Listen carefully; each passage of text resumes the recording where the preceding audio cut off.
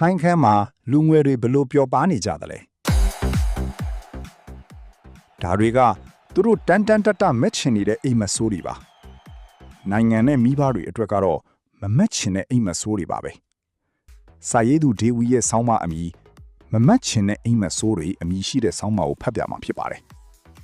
မေ17 2026ဆဲကြောင်အသက်အရွယ်သမီးဖြစ်သူကိုတငယ်ချင်းမွေးနေမှာသူ့တငယ်ချင်းတွေနဲ့အတူလဲပတ်သွားလာပြီးမုံစားဖို့ချင်းဆိုထားတဲ့ဆိုင်ကဆိုင်စီလိုက်ပို့ရင်း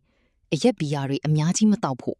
မတိတဲ့လူတွေနဲ့မလိုက်သွားဖို့ကိုမိုးဆက်တယောက်ကမှားနေပါတယ်။ဒါအပြင်ဒီဆိုင်ကနေတခြားတနေရာကိုထပ်ရွှေ့တယ်ဆိုရင်လဲဘဲကိုသွားတယ်ဆိုတာအဖိစီကိုဖုံးဆက်ဖို့တွင်းတွင်းမှားနေခဲ့တယ်။မုံစားဖို့ချင်းထားတဲ့ဆိုင်ရှိမှာသမီးကိုချထားခဲ့ပေမဲ့သူ့စိတ်ကတော့အိမ်ပြန်မရောက်သေးပါဘူး။သူတို့မိသားစုနေထိုင်ရာရှမ်းပြည်မြောက်ပိုင်းကုတ်ခိုင်တီတောင်မှာကမူရစ်စည်းဝါးဆိုတာလွေလင်းတကူရရှိနိုင်တဲ့အရာဖြစ်ပြီးလောင်းကစားနဲ့မူရစ်စည်းဝါးကြောင့်ပစ္စည်းခိုးမှုတွေပြန်ပြီးဆွဲလူရက်တပ်ဖြတ်တဲ့ဖြစ်စဉ်တွေမကြာခဏဖြစ်လိရှိတော့လုံခြုံမှုမရှိပါဘူး။သမီးဖြစ်သူကိုလူငယ်တဘာဝပျော်ပျော်ပါးပါးသွားလာတာခွင့်ပြုထားပေမဲ့မူရစ်စည်းဝါးတွေနဲ့နီးစပ်သွားမှာနောက်ဆက်တွဲအန်တရည်တွေကြုံလာမှာကိုစေကျော်သက်သမီးငယ်ရဲ့ဖခင်ဖြစ်သူကိုမိုးဆက်တယောက်စိုးရင်ပူပေးနေပါတယ်။အထူးသဖြင့်တရားဥပဒေစိုးမိုးမှုယော်နီးနေတဲ့နယ်စပ်မြို့တွေမှာမူရစ်စေဝါပြန့်နှံ့မှုကထိန်းချုပ်ရခတ်ပြီးဘိန်းဖြူလိုမူရစ်စေဝါတွေတာမက WY, K,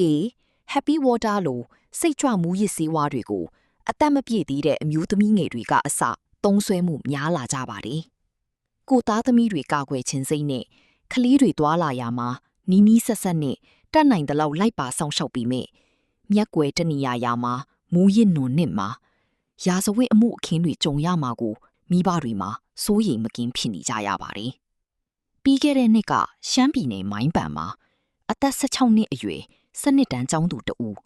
KTV မှာ Happy Water တောက်သုံးပြီးတည်ဆုံးတဲ့ဖြစ်စဉ်ဖြစ်ခဲ့တယ်လို့ပြီးခဲ့တဲ့လပိုင်းက KTV မှာစီးသုံးရင်းတတိလစ်သွားတဲ့အမျိုးသမီးကိုလမ်းပြီးမှဆွန့်ပစ်ခဲ့တဲ့ဖြစ်စဉ်တွေလည်းရှိခဲ့ပူပါတယ်။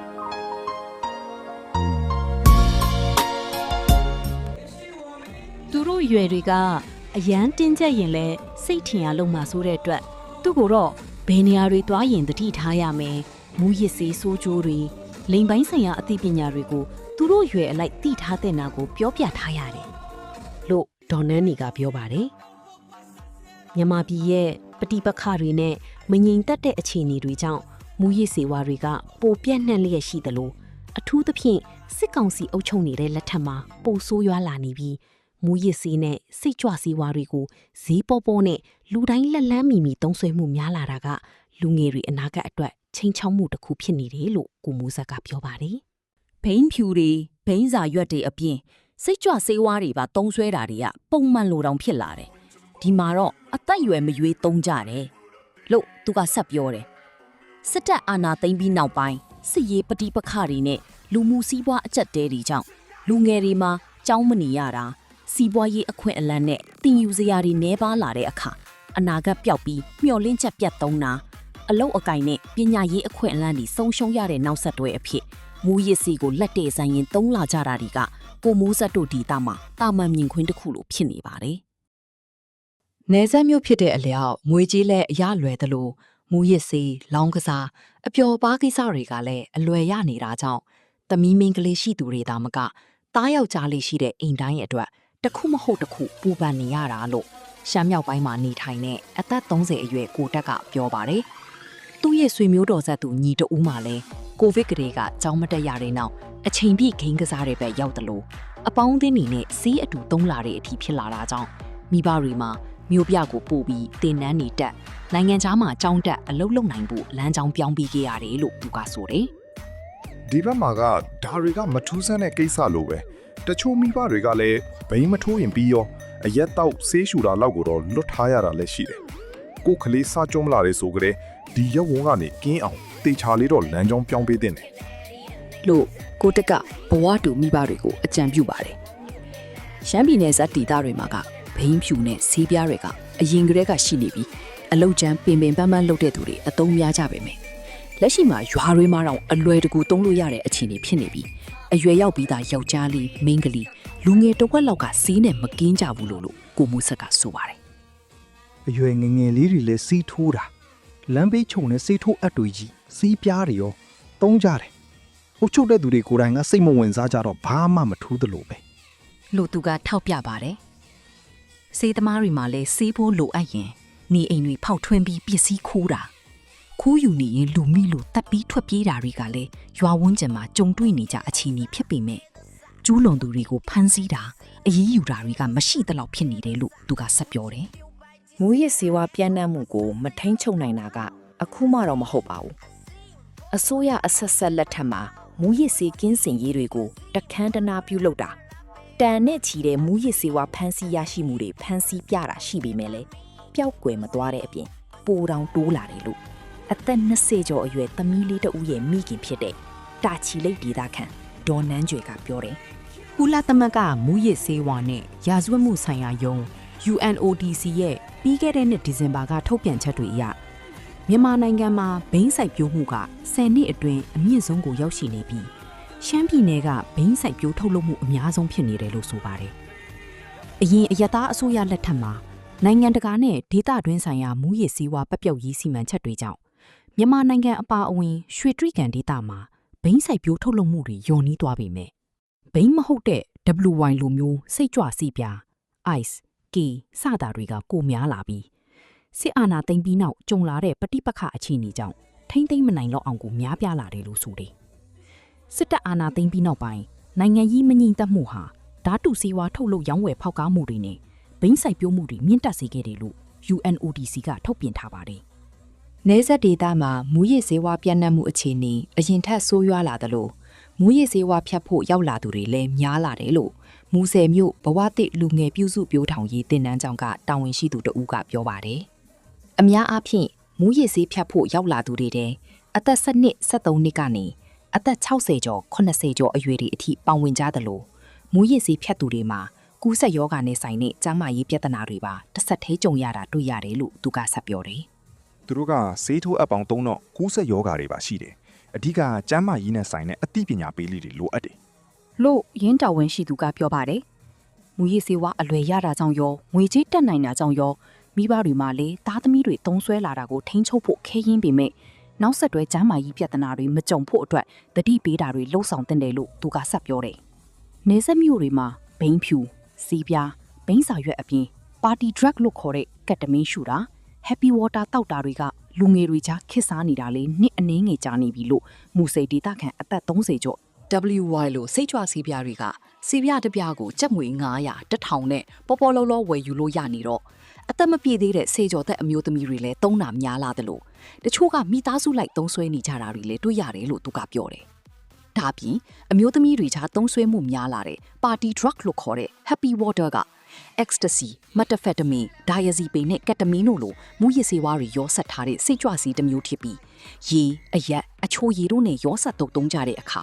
စိတ်ကိုတက်ကြွစေပြီးမမောမပန်ပဲကခုံပျော်ပါနိုင်တဲ့အတွက်လူငယ်တွေကြားအပျော်ပါကိစ္စတွေမှာမပါမဖြစ်လို့ဆိုပါတယ်။ဒီဆေးဝါးတွေကဆယ်ကျော်သက်လူငယ်တွေကြားမှာကိုတာမန်တွေ့ဆုံရင်တော့အပျော်အနေနဲ့သုံးဆွဲလေးရှိကြတဲ့အတွက်ကျန်းမာရေးထိခိုက်လာမှာဆေးသုံးနေချင်းတတိလက်လွတ်နဲ့လိန်ကိစ္စတွေမှာအထင်းကွက်မဲ့ဖြစ်လာမှာကိုစိတ်ပူရတယ်လို့မာဒီတီကပြောပါတယ်။မူဆယ်မျိုးပေါ်နဲ့ရက်ကွက်တွေမှာကိုလောင်းကစားယုံတွေနဲ့ KTV တွေကပေါများလာသလိုအဲ့ဒီနေရာတွေမှာစိတ်ကြွမှုရည်ဆေးဝါးသုံးဆွဲပြီးအမျိုးသမီးတွေတတိလစ်လို့ဆေးရုံရောက်တာစီးရှိန်လွန်ပြီးနှလုံးရက်တည်ဆုံးတာတွေကလည်းသူတို့ဒေသခံတွေအတွက်တော့မကြကြားနေသိနေရတဲ့အကြောင်းအရာတွေပါပဲ။ကောင်မလေးတွေဆေးရှိန်လွန်လို့တည်တာဆေးအတူသုံးရင်လိန်ကိစ္စဖြစ်သွားတာတွေအစော်ကားခံရတာတွေကလည်းတစ်ခုနှစ်ခုမကတော့တချို့ဖြစ်စဉ်တွေပဲ online ပေါ်တက်လာတာလိုင်းပေါ်မတက်ဖဲဖြစ်သွားတာတွေကအများကြီးရှိတယ်လို့မာဒီတီပြောတယ်အာနာသိမ့်ပြီးနောက်ပိုင်းမူရစ်ဆေးဝါးထုတ်လုပ်မှုသုံးဆွဲမှုတွေနဲ့ဖမ်းဆီးရမိမှုအခြေအနေတွေကိုသူတည်တနာပြုလေ့လာထားတဲ့ ISP မြန်မာမဟာဗျူဟာနဲ့မူဝါဒလေ့လာရေး Institute အချက်လက်တွေအရ2025ခုနှစ်အတွင်းမြန်မာနိုင်ငံမှာဖမ်းမိတဲ့မူရစ်ဆေးတွေအနက် ICE လို့ခေါ်တဲ့မတာဖက်တမင်းမူရစ်ဆေးဝါးတွေကအများဆုံးဖြစ်ပါတယ်။ဒီဆေးဝါးတွေကဆယ်ကျော်သက်လူငယ်တွေကြားမှာကိုတာမန်တွေ့ဆုံရင်တော့အပျော်အနေနဲ့သုံးဆွဲလေးရှိကြတဲ့အတွက်ကျန်းမာရေးထိခိုက်လာမှာဆေးသုံးနေချင်းတတိလက်လွတ်နဲ့လိန်ကိစ္စတွေမှာအထင်းကွက်မဲ့ဖြစ်လာမှာကိုစိတ်ပူရတယ် လို့မာဒီဒီကပြောပါတယ်။မူဆယ်မျိုးပေါ်နဲ့ရက်ကွက်တွေမှာကိုလောင်းကစားယုံတွေနဲ့ KTV တွေကပေါ်များလာသလိုအဲ့ဒီနေရာတွေမှာစိတ်ကြွမှုရည်စည်းဝါတုံးဆွဲပြီးအမျိုးသမီးတွေတတိလစ်လို့ဆေးရုံရောက်တာစီးရှိန်လွန်ပြီးနှလုံးရက်တည်ဆုံးတာတွေကလည်းသူတို့ဒေသခံတွေအတွက်တော့မကြကြားနေသိနေရတဲ့အကြောင်းအရာတွေပါပဲ ကောင်မလေးတွေဆေးရှိန်လုံးလို့သေတာဆေးအတူသုံးရင်လင်ကိစ္စဖြစ်သွားတာတွေအစော်ကားခံရတာတွေကလည်းတစ်ခုနှစ်ခုမကတော့တချို့ဖြစ်စဉ်တွေပဲ online ပေါ်တက်လာတာ line ပေါ်မတက်ဖဲဖြစ်သွားတာတွေကအများကြီးရှိတယ် လို့မာဒီဒီပြောတယ်